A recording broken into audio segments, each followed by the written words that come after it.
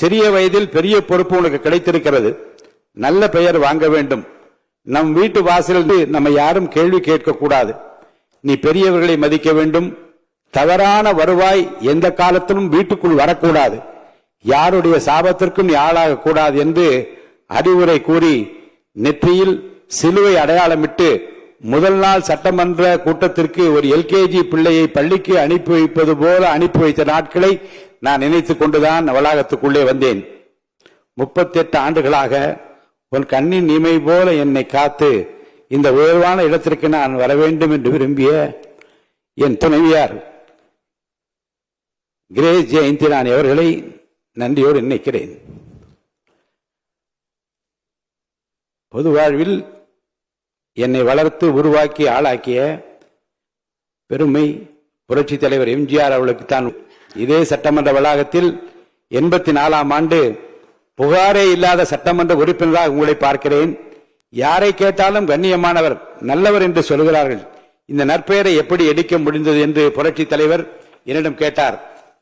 சிறிய வயதில் என்னை சட்டமன்ற உறுப்பினராக ஆக்கினீர்கள். உங்களுக்கு கெட்ட வரக்கூடாது என்று கவனமாக நடக்கிறேன் என்று பதில் சொன்னேன். மிகவும் பாராட்டிக் கொண்டிருந்த சட்டமன்ற பேரவையில் என்னை அனுப்பி வைத்தார்.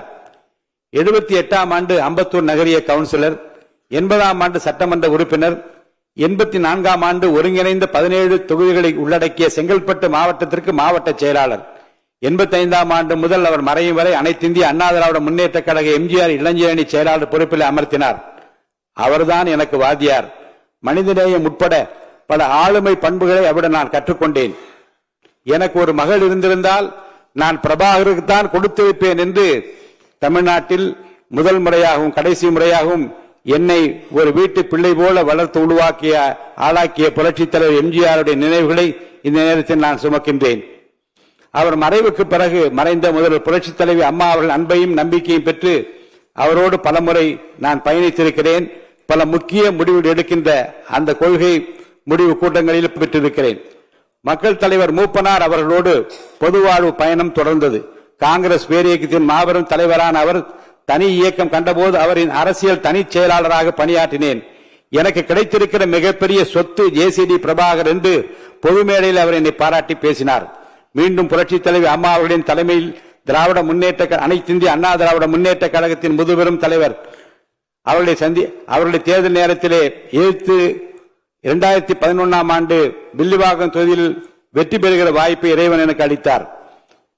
சிட்கோ தமிழ்நாடு சிறுவர் வளர்ச்சி கழகத்தின் தலைவராக 3 ஆண்டுகளும் பணியாற்றினேன். 2013ஆம் ஆண்டு அகில இந்திய செஸ் சம்மேளனத்தின் தலைவராக இருந்தபோது இந்தியாவில் முதல் முறையாக அகில உலக செஸ் போட்டியை சென்னையில் நடத்துவதற்கு மாண்புமிகு அம்மா அவர்கள் 29 கோடி ரூபாய் நிதி அளித்து அந்த போட்டியை என் முன்னிலையில் நடத்துவதற்கு, அந்த வரலாற்று சிறப்புமிக்க இந்தியாவிலே முதல் முறையாக நடத்துவதற்கு காரணமாக அமைந்த அந்த நிகழ்வு என் நெஞ்சத்தில் நீங்காது இருக்கிறது. 2016ஆம் ஆண்டு சட்டமன்ற உறுப்பினர் தேர்தலில் நான் வெற்றி வாய்ப்பை இழந்தபோது கொளத்தூர் தொகுதியில் புரட்சி தலைவி அம்மா அவர்கள் என்னிடம், தேர்தல் பணியை சிறப்பாக செய்தீர்கள், உங்கள் எதிர்காலம் பிரகாசமாக இருக்கிறது, எதை பற்றியும் கவலைப்பட வேண்டாம், நான் உங்களுடனே இருக்கிறேன் என்று என்னிடம் சொல்லி என்னை அழைத்து காரை நிறுத்தி இதை சொல்லி என்னை உற்சாகப்படுத்திய நினைவு என் நெஞ்சத்தில் நீங்காது இருக்கிறது. கடந்த 2 ஆண்டுகளில் ஏற்பட்ட அரசியல் புரட்சி என்றே சொல்லலாம். ஆம், தமிழக வெற்றி கழகம் ஒரு புதிய சக்தியாக பிரசவித்தது. மாற்றத்திற்கான மக்களின் விருப்பம், இளைஞர்களின் அரசியல் பங்கேற்பு, நல்லாட்சிக்கான எதிர்பார்ப்பு ஆகியவற்றின் வெளிப்பாடாக இந்த இயக்கம் வளர்ச்சி பெற்றது. இளைஞர்கள், பெண்கள், தொழிலாளர்கள் மற்றும் சாதாரண மக்களின் எதிர்பார்ப்புகளை, சாதி மதமற்ற சமூகத்தை உருவாக்க வேண்டிய கடப்பாட்டினை நிறைவேற்ற இவர் ஒருவரால் மட்டும்தான் இன்று முடியும் என்று நினைத்த மக்களின் உயிர்ப்பாக நம்முடைய முதலமைச்சர் அவர்கள் திகழ்ந்தார்கள். புரட்சி தலைவர் எம்ஜிஆர், புரட்சி தலைவர் ஆகியோர் மறைவுக்கு பிறகு ஒருயான தலைமையை தேடி என் மனம் தவித்தது. மீண்டும் ஒரு எம்ஜிஆர் நமக்கு கிடைக்க மாட்டாரா என்று என் மனம் ஏங்கியது. அந்த ஏக்கத்தை, அந்த தவிப்பை போக்கிய மாபெரும் தலைவர் தான் நம் முன்னாலே அமர்ந்திருக்கின்ற வாழும் எம்ஜிஆர், மக்களின் மகத்தான தலைவராக பரிணமிக்கும் மாண்புமிகு முதலமைச்சர் தளபதி விஜய் அவர்கள். அவர் எனக்கு மட்டுமல்ல, நாட்டு மக்களின் குறைகளை தீர்க்கிற, கண்ணீரை துடைக்கிற, தமிழக மக்களுக்கு கிடைத்திருக்கிற மாபெரும் சக்தியாக நீங்கள் எல்லாம் இங்கே பாராட்டி பேசினீர்களே. வந்தார், எதிர்க்கட்சிகளை எல்லாம் சந்தித்தார். ஒரு புதிய கோணத்தில் அவர் காட்டியிருக்கிற அரசியல் பண்பு இன்றைக்கு எல்லோராலும் பாராட்ட பெறுகிறது என்று இந்த அவையிலே பாராட்டினீர்களே. இன்றைக்கு காலையிலேயே போதையில்லா தமிழகத்தை உருவாக்குவதில் நான் முனைப்போடு முன்னிற்கிறேன் என்று உலகத்திற்கு காட்டியிருக்கிறாரே. சரித்திர புகழ்மிக்க தலைவராக விளங்கும் நம்முடைய தலைவர் மாண்புமிகு முதலமைச்சர் அவர்களையும் இன்றைக்கு தமிழ்நாட்டு மக்கள் என்னை போல எம்ஜிஆராகத்தான் பார்க்கிறார்கள். எளிதில் வெல்ல முடியாத தொகுதி 1000 விளக்கு தொகுதி என்று கருதப்பட்ட நேரத்தில் என் மீது நம்பிக்கை வைத்து மாண்புமிகு முதல்வர் அவர்கள் போட்டியிட வைத்து நேரில் வந்து பிரச்சாரம் செய்தார்கள். அவர் வந்ததால் தான் நான் வென்றேன். அவருக்காகத்தான் மக்கள் வாக்களித்தார்கள். அவர்தான் முதலமைச்சராக வர வேண்டும் என்று எனக்கு வாக்களித்தார்கள். வாக்களித்த 1000 விளக்கு தொகுதி வாக்காளர் பெருமக்களுக்கு என் நெஞ்சார்ந்த நன்றியை மீண்டும் தெரிவித்துக் கொள்கிறேன். தமிழக வெற்றி கழக தொண்டர்களைப் போல கைமாறு கருதாமல் உழைக்கக்கூடிய, காசு பணம் கேட்காமல் உழைக்கக்கூடிய, வெட்டிவா என்றால் கட்டி வருகிற கட்டிடம் காளைகள் நிறைந்திருக்கிற ஒரு வெற்றி கழகமாக இந்த கழகம் உங்கள் தலைமையை ஏற்று தேர்தல் காலத்தில் அவர்கள் ஆற்றிய பணிகளை நான் உள்ளபடியே போற்ற கடமைப்பட்டிருக்கிறேன்.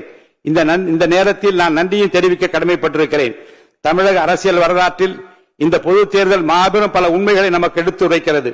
தாங்கள் விரும்புகிற தலைவர் முதலமைச்சராக வர வேண்டும் என்று மக்கள் விரும்பினால் தலைவர் வாய்ப்பளித்த வேட்பாளர்களை தாங்கள் விரும்புகிற தலைவரின் உருவாகவே நினைத்து சாதி, மதம், இனம், மொழி என பாராமல் வெற்றி பெற செய்வார்கள் தமிழக மக்கள். மாமன்ற உறுப்பினர்களே, அலை வீசியது. அது விஜய் அலை, அது வெற்றி அலை, அது விசில் அலை. காசு பணம் கொடுத்தால் ஓட்டு கிடைக்கும் என்று செயல்பட்டுக் கொண்டிருந்த நேரத்தில் அவற்றையெல்லாம் புறந்தள்ளி மாசு மறுபற்ற ஒரு தலைக்காக எந்த தியாகம் செய்ய தயாராக மக்கள் களத்தில் குதித்ததை பார்க்க முடிந்தது. கூட்டத்திற்கு வலுக்கட்டாயமாக ஆள் சேர்த்து அனைத்து கட்சிகளும் செயல்பட்ட நேரத்தில் எங்கள் நெஞ்சம் நிறைந்த தலைவரை பார்த்துவிட வேண்டும் என்று சொந்த காசை செலவழித்து ஓடோடி வந்த மக்கள் தான் இறைவன் எங்கள் தலைவருக்கு அளித்திருக்கிற மாபெரும் அருட்கொடை. சூழ்ச்சிகள், தந்திரங்கள், முட்டுக்கட்டைகள், தடைகள் ஏராளம். அவற்றையெல்லாம் தனிதராக தாங்கிக் கொண்டு ஆர்ப்பாட்டம் செய்யாமல், அலப்பறை செய்யாமல், பயந்து ஒதுங்காமல் அமைதி வழி நின்று ஒரு அமைதி புரட்சி தளபதி விஜய் அவர்கள் செய்து காட்டியிருக்கிறார்கள். ஆட்சியிலும் பங்கு, அதிகாரத்திலும் பங்கு என்ற அறைகோல் விடுத்தும் செவிசாயா நிலையில் இருந்த கட்சிகளின் எண்ணங்களையும் தொடர்ந்து சோர்ந்து போக செய்யும் வகையில் வந்த தேர்தல் கணிப்புகளையும் பொய்யாக்கி கூட்டணி இல்லாமல் தனி மனிதராக மக்களோடு மட்டும் கூட்டணி வைத்து ஒரு மாபெரும் வெற்றியை தமிழக வரலாற்றில் பெற்று காட்டிய பெருமை தளபதி முதலமைச்சர் அவர்களுக்கு மட்டும்தான் உண்டு. தளபதி முதல்வர் அவர்களிடம் நாடும் நாட்டு மக்களும் நிறைய எதிர்பார்க்கிறார்கள். அவர்களின் கலங்கரை விளக்கமாக எதிர்பார்க்கிறார்கள். உங்களால் மட்டும்தான் அவர்களை உயர்த்த முடியும். உங்களால் மட்டும்தான் அவர்களை உயர்த்த முடியும். தமிழ்நாட்டுக்கு மட்டுமல்ல, இந்திய துணை கண்டத்திற்கே தாங்கள் வழிகாட்டக்கூடிய நாள் நெருங்கிக் கொண்டிருக்கிறது. தமிழ்நாடு சட்டமன்ற பேரவை என்பது மக்களின் ஏகோபித்த குரல் ஒலிக்கும் உயரிய ஜனநாயக மன்றமாகும். சமூக நீதி, கல்வி வளர்ச்சி, மொழி உரிமை, மாநில முன்னேற்றம், தமிழகம் உயர்வடைய வகுக்கப்பட்ட பல திட்டங்களுக்கும் நிறைவேற்றப்பட்ட சட்டங்களுக்கும் அடிநாதமாக விளங்கியது. நிறைவேற்றப்பட்ட பல தீர்மானங்கள் வரலாற்றில் இடம்பெற செய்தது. இந்த மாமன்றம் எவ்வளவு பெரிய மனிதர்கள் இந்த அவையை அலங்கரித்துள்ளனர். ஆக்கப்பூர்வமான கருத்துக்களால் தமிழகத்தை உயர்வடைய செய்துள்ளனர். இந்த அவைக்குள்ளே இருப்பதே மிகப்பெரிய பெருமை. அந்த பெருமையை பெற்ற பலரில் நானும் ஒருவரானேன் உங்களாலே. இன்றைக்கும் என் அரசியல் வாழ்வில் பெரும் வைரக்கல்லாக மாண்புமிகு முதலமைச்சர் அவர்கள் இந்த பொறுப்பை எனக்கு வழங்கி இருக்கிறார்கள். எவ்வளவு பெரிய பதவி! நான் சிறியவன். உண்மையிலேயே கண்ணீர் வருகிறது. மிகப்பெரிய கௌரவத்தை எனக்கு வழங்கி நம்முடைய தலைவர் முதலமைச்சர் அவர்கள் என்னை சிறப்பித்திருக்கிறார்கள். மாண்புமிகு முதலமைச்சர் அவர்களுக்கும் ஒரு மனதாக என்னை தேர்வு செய்து எனக்கு வாழ்த்துறை வழங்கிய அனைவருக்கும் என்னுடைய மனமார்ந்த நன்றியை தெரிவித்துக் கொள்கிறேன். மிகப்பெரிய கௌரவத்தை பெற்றுள்ள இந்த மகிழ்ச்சிகரமான தருணத்தில் எனக்கு உறுதுணையாக நின்ற குடும்பத்தார் அனைவருக்கும் என்னுடைய நெஞ்சார்ந்த நன்றியும், நண்பர்களுக்கும் நன்றியும் தெரிவித்துக் கொள்கிறேன். இந்த உயரிய பொறுப்பு வெறும் பதவி அல்ல, ஜனநாயகத்தின் மாண்பையும் மக்களின் நம்பிக்கையையும் பாதுகாக்கும் அரசியலமைப்பு செயல்பாட்டுக்கு பொறுப்பாகும். இந்த நாற்காலில் அமர்ந்த பின் நான் எந்த கட்சிக்கும் சார்பில்லாமல் முழு அவையின் தலைவராக சேர்வேன். ஆளும் தரப்பிற்கும் எதிர்க்கட்சிக்கும் சம வாய்ப்பும் உரிமையும் வழங்கப்படும். எதிர்கருத்துகளும் ஜனநாயகத்தில் வலிமை என்பதை மனதில் கொண்டு தரமான விவாதங்களுக்கு நான் ஊக்கமளிப்பேன். தமிழக மக்கள் நம்மை அரசியல் மோதலுக்காக அல்ல, மக்கள் பிரச்சனைக்கான தீர்வுகளை உருவாக்குவதற்காக அவைக்கு அனுப்பியுள்ளனர். எனவே நாம் அனைவரும் அவையின் மாண்பை பாதுகாப்போம், தரமான விவாதங்களை வைப்போம், தனிப்பட்ட விமர்சனங்களை தவிர்ப்போம், மக்கள் நல சட்டங்களை முன்னிலைப்படுத்துவோம். இந்த அவை இந்தியாவிற்கு முன்மாதிரியாக திகழ்ந்தது, அது திகழ வேண்டும் என்பதில் நாம் அனைவரும் ஒன்றாக பணியாற்ற வேண்டும் என்று அனைவரையும் பணிவன்புடன் கேட்டுக்கொள்கிறேன். தமிழ் மொழி நமது அடையாளம் மட்டுமல்ல, அது நமது சிந்தனை மற்றும் பண்பாட்டின் மரபின் உயிராகும். இந்த அவையில் தமிழ் மொழி மேலும் வளமுடன் பயன்பட வேண்டும் என்பதில் நான் உறுதியாக இருக்கிறேன். சொல்லுக சொல்லை பிரிதோர் சொல், அச்சொல்லை வெல்லுஞ்சொல் இன்மை அறிந்து என்று திருவள்ளுவரின் வாக்கிற்கிணங்க இந்த அவையில் பேசப்படும் ஒவ்வொரு சொல்லும் மக்களுக்கு பயனளிக்கும் உயரிய சொல்லாக அமைதல் வேண்டும். அந்த வகையில் மாண்புமிகு உறுப்பினர் அனைவரும் செயல்பட வேண்டும் என்று நான் உங்களை வேண்டி கேட்டுக்கொள்கிறேன். காகிதமில்லா சட்டமன்ற நடைமுறைகள், டிஜிட்டல் தகவல் பரிமாற்றம் மற்றும் தொழில்நுட்ப வசதிகள் மூலம் தமிழ்நாடு சட்டமன்றம் இந்தியாவில் தொழில்நுட்பத்திலும் முன்னணி சட்டமன்றமாக திகழ வேண்டும். நீண்ட அனுபவமிக்க நம்முடைய பேரவை முதன்மை செயலாளர் உள்ளிட்ட சட்டமன்ற செயலக அதிகாரிகள் மற்றும் பணியாளர்கள் இந்த அவையின் செயல்பாடுகளுக்கு வலுவான ஆதாரமாக தொடர்ந்து செயல்படுவார் என்று நான் உறுதியாக நம்புகிறேன். சட்டமன்ற நடவடிக்கைகளை மக்களிடம் கொண்டு சேர்க்கும் ஊடகங்களின் பங்களிப்பும் பாராட்டத்தக்க வகையில் அமையும் என என்னுடைய விருப்பத்தை தெரிவித்து, இந்த அவையின் உண்மையான எஜமானர்கள் மக்கள்தான். கிராமம் முதல் மாநகரம் வரை, விவசாயி முதல் தொழிலதிபர் வரை, இளையோர் முதல் முதியவை அனைத்து தரப்பினரின் நலனும் இந்த அவையின் சிந்தையாக அமைதல் வேண்டும். மக்களின் தந்தை என்று போற்றப்படும் கணேஷ் வாசுதேவ் மல்லங்கார் அவரை பற்றி மக்களவை செயலகம் 2018 வெளியிட்டுள்ள ஒரு வெளியீட்டை, ஒரு குறிப்பை இங்கே நான் சொல்வது பொருத்தமாக இருக்கும் என்று கருதுகிறேன். தமிழ் படுத்தி அதை நான் வாசிக்கின்றேன்.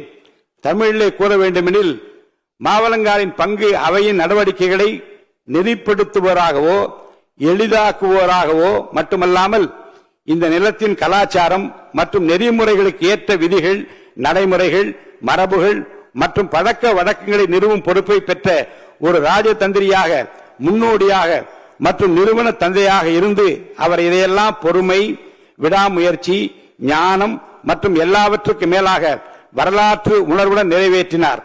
அவர் அவையின் கண்ணியத்தை கடைபிடித்ததோடு மற்றவர்களை அதை கடைபிடிக்க செய்தார். உறுதியான, அதே சமயம் நெகிழ்வான, கண்டிப்பான, அதே சமயம் கனிவான மற்றும் அனுதாபம் கொண்ட அவையின் அனைத்து பிரிவினருக்கும் எப்போதும் நியாயமாக நடந்து கொள்ளும் ஒரு முன்மாதிரி சபாநாயகராக சந்தேகத்திற்கு இடமின்றி அவர் இருந்தார். என்னுடைய விருப்பம் மற்றும் நோக்கம் மாவல்லங்கரை போல ஒரு முன்மாதிரி சட்டமன்ற பேரவை தலைவராக செயல்பட வேண்டும். அப்படிப்பட்ட எண்ணற்ற அவை தலைவர்களைத்தான் இந்த மாமன்றம் பார்த்திருக்கிறது. அவர்களெல்லாம் நமக்கு இன்றைக்கு எனக்கு வழிகாட்டியாக இருக்கிறார்கள்.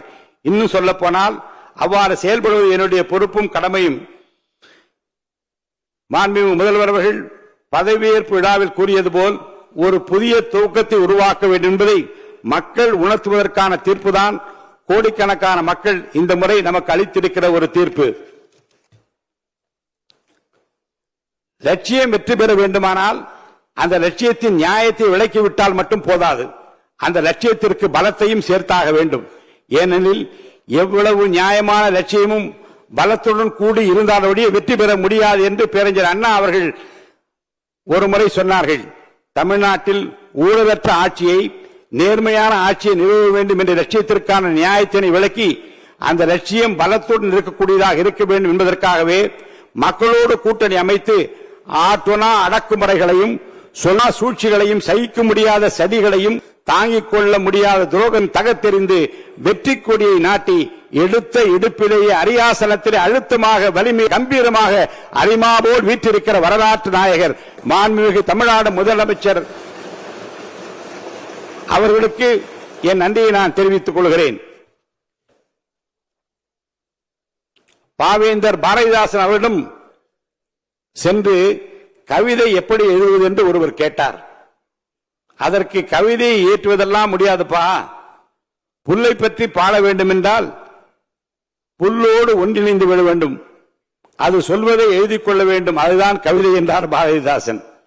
அதன் உள்ளர்த்தம் என்னவென்றால், புல்லை பற்றி பாட வேண்டும் என்றால் புல்லாக மாற வேண்டும், அப்போதுதான் கவிதை பிறக்கும்.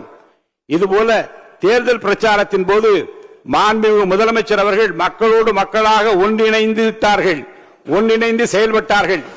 மக்களின் மௌன வார்த்தைகளை, மக்களின் உணர்ச்சிகளை உணர்ந்து அதற்கேற்ற வாக்குறுதிகளை வழங்கினார்கள்.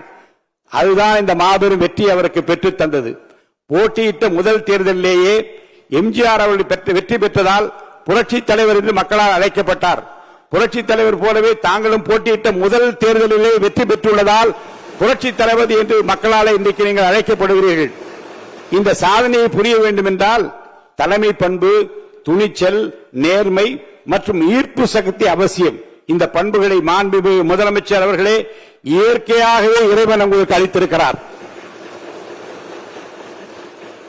ஒரு போரை தலைமை தாங்கி நடத்துபோர்தான் தளபதி.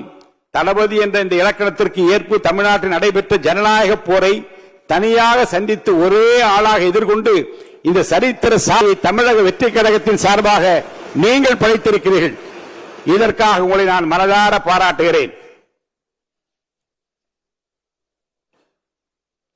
சென்னை மாகாண ஆளுநராக இருந்த லார்ட் வெலிங்டன் அவர்களும் அவருடைய மனைவி லேடி வெலிங்டன் அவர்களும் இணைந்து 6/3/1922 ஆண்டு நடைபெற்ற விழாவில் வழங்கிய நாற்காலி தான் நான் அமர்ந்திருக்கிற இந்த நாற்காலி.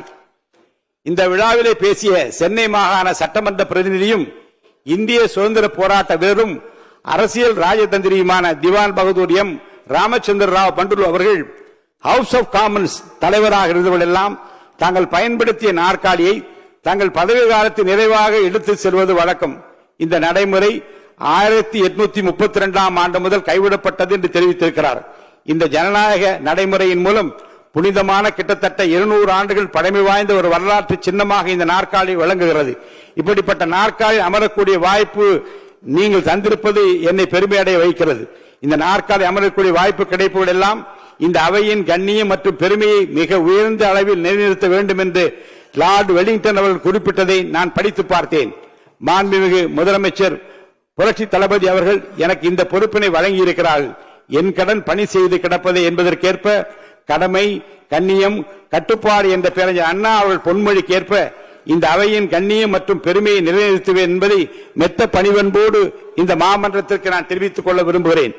மாண்புமிகு முதலமைச்சர் அவர்கள் நடுநிலைமை பற்றி இங்கு விரிவாக எடுத்து வைத்தார்கள். சான்றாண்மை மிக்க எதிர்க்கட்சி தலைவர்களும் அதனை இங்கே வலியுறுத்தினார்கள். கயிற்றின் மேல் நடக்கும் வித்தைக்கார ஒருவன் வெற்றிக்கு என்ன காரணம் என்று கேட்கப்பட்டது. ஒருவர் கவனம் என்றார், மற்றொருவர் விழிப்புணர்வு என்றார், இன்னொருவர் பயிற்சி என்றார். ஆனால் பயிற்சியாளரோ இவை அனைத்தையும் விட முக்கியமானது நடுநிலைமை என்றால் இடது பக்கமோ வலது பக்கமோ எந்த பக்கம் சாய்ந்தாலும் கயிற்றில் நடப்போர் விழுந்து விடுவார் என்றார்.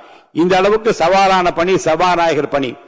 பகைவர் மீதான வெறுப்பு நீதியை நிறுத்துவதிலிருந்து உங்களை தடுத்துவிடக் கூடாது என்கிறது திருக்குரான்.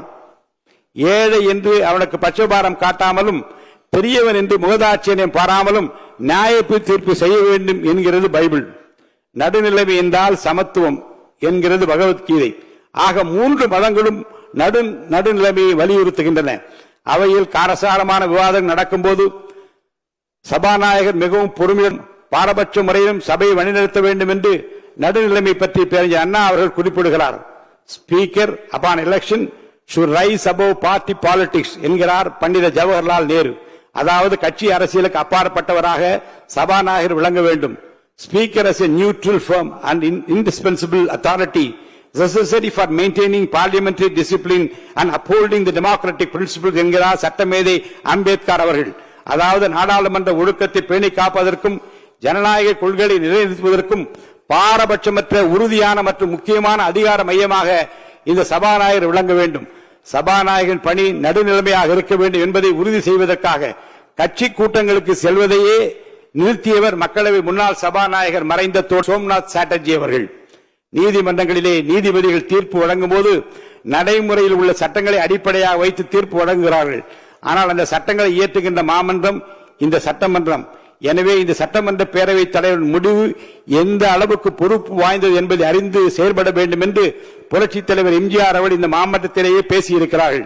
நடுநிலைமை பற்றி பேரறிஞர் பண்டித ஜவஹர்லால் நேரு, டாக்டர் அம்பேத்கர், புரட்சித் தலைவர் எம்ஜிஆர், தோழர் சோம்நாத் சாட்டர்ஜி உள்ளிட்டவர்களின் கருத்துக்களை மனதிலே நிறுத்தி மாண்புமிகு முதலமைச்சர் மற்றும் மாண்புமிகு சட்டமன்ற கட்சி தலைவர்கள் இங்கே பேசிய கருத்தை மனதிலே கொண்டு தமிழ்நாடு சட்டமன்ற பேரவை விதிகள் மற்றும் மரபுகளுக்கு ஏற்ப நடுவு நிலைமையோடு செயல்பட்டு இந்த அவையின் கண்ணியத்தை காப்பேன் என்று உறுதியினை நான் இங்கே அளிக்க கடமைப்பட்டிருக்கிறேன். அடுத்தபடியாக சிறிய கட்சிகளுக்கு அதிக வாய்ப்பு கொடுக்க வேண்டும் என்று இங்கே பேசிய மாண்புமிகு முதலமைச்சர் மற்றும் மாண்புமிகு உறுப்பினர் குறிப்பிட்டார்கள். சபாநாயகர் ஆளுங்கட்சியை சேர்ந்தவர்களாக இருந்தாலும் அவையில் சிறுபான்மையாக இருக்கும் எதிர்க்கட்சியின் குரல் ஒலிக்கப்படுவதை உறுதி செய்ய வேண்டும் என்பது அவரது கடமை என்றார் பேரறிஞர் அண்ணா அவர்கள். கேரளாவில் ஒரு திருமண விழாவில் ஒரு யானையை கோயில் பிரகாரத்தில் அழைத்து வரும்போது அந்த யானைக்கு இடப்பட்டிருந்த ஒரு பணி கொடிக்கம்பத்தை தூக்கி இங்கே நிறுத்த வேண்டும் என்பது. ஆனால் அந்த யானை கொடிக்கம்பத்திற்கு அருகிலே வந்ததும் கம்பத்தை தூக்கி நிறுத்தாமல் நின்றுவிட்டது, மறுத்துவிட்டது. என்ன காரணம் என்று ஆராய்ந்தார்கள். எந்த கொடிக்கம்பத்தை எந்த குழியில் நாட்ட வேண்டுமோ அந்த குழிக்குள் ஒரு சிறிய பூனை உட்கார்ந்திருந்தது. அந்த கம்பத்தை நாட்டினால் அந்த பூனையின் உடல் நசுங்கிவிடும் என்பதற்காக அந்த யானை பூனைக்காக அந்த கம்பத்தை நாட்டவில்லை என்று பேரறிஞர் அண்ணா அவர்கள் கூறியது நினைவுக்கு வருகிறது. அதாவது இந்த அளவில் எதிர்க்கட்சியினையும் சிறிய கட்சிகளையும் ஆளுங்கட்சி நடத்த வேண்டும் என்பது இதன் உள்ளர்த்தமாகும். பேரறிஞர் அண்ணா அவர்கள் ஓமைக்கு ஏற்ப எதிர்க்கட்சி, சிறிய கட்சி மற்றும் சுயேட்சை உறுப்பினர் உரிமைகள் காக்கப்படும் என்பதை நான் இங்கே தெரிவித்துக் கொள்ள கடமைப்பட்டிருக்கிறேன். அதே சமயத்தில் அரசியல் சொல்லி தெரிந்து கொள்வது ஒன்றுமில்லை, எண்ணித்தான் தெரிந்து கொள்ள வேண்டும் என்று பேரறிஞர் அண்ணா அவர்கள் இதே அவையில் சொன்னதை நான் எடுத்துக் கூறவும் கடமைப்பட்டிருக்கிறேன். இந்த எண்ணிக்கை தமிழக வெற்றி கழகத்திடம் மிகுதியாக இருக்கிறது, மிக மிகுதியாக இருக்கிறது, இன்னும் மிகுதியாக ஆகும் என் நம்பிக்கையோடு சொல்கிறேன். எனவே இந்த எண்ணிக்கை பலத்தை நான் கருத்தில் கொள்ள வேண்டும். இதுதான் ஜனநாயகம்.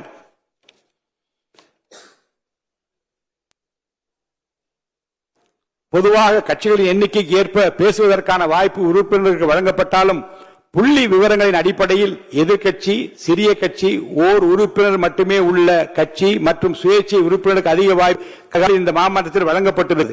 இந்த மரபு நிச்சயம் காக்கப்படும் என்ற உத்தரவாதத்தை நான் இங்கே அளிக்க கடமைப்பட்டிருக்கிறேன். இந்த மாமன்றத்தை சிறப்பாக நடத்தி செல்ல வேண்டும் என்றால் அதற்கு மாண்புமிகு உறுப்பினராய் உங்களுடைய ஒத்துழைப்பு மிகவும் அவசியம். எனவே இந்த அவை சீரோடும் சிறப்போடும் நடைபெற மாமன்ற உறுப்பினர்கள் தங்களது ஒத்துழைப்பை நல்க வேண்டும் என்று கேட்டுக்கொண்டு மீண்டும் ஒருமுறை அனைவருக்கும் என்னுடைய நெஞ்சார்ந்த நன்றியை நான் தெரிவித்துக் கொள்கிறேன். நான் வளர்கிற போதே என் உள்ளத்தில் ஏற்றுக்கொண்டது 3 தான். ஆராய்ந்து முடியாத பெரிய காரியங்களையும் எண்ணி முடியாத அதிசயங்கள் அவர் செய்கிறார். உனக்கு செய்யத்தக்க திராணி இருக்கிற போது செய்யத்தக்கவர்களுக்கு செய்யாமல் இராதே.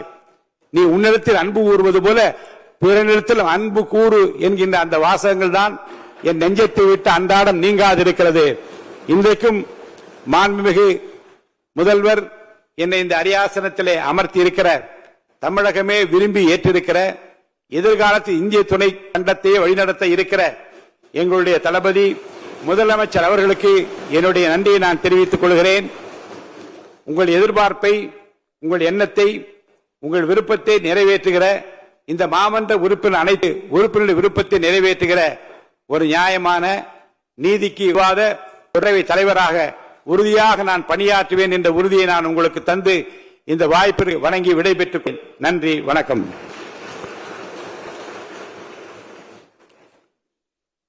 பேரவையின் இன்றைய நிகழ்ச்சிகள் முடிவுற்றன. பேரவை மீண்டும் 13/5/2026 புதன்கிழமை காலை 9 மணிக்கு கூடும். 9:30 கூடும். வணக்கம்.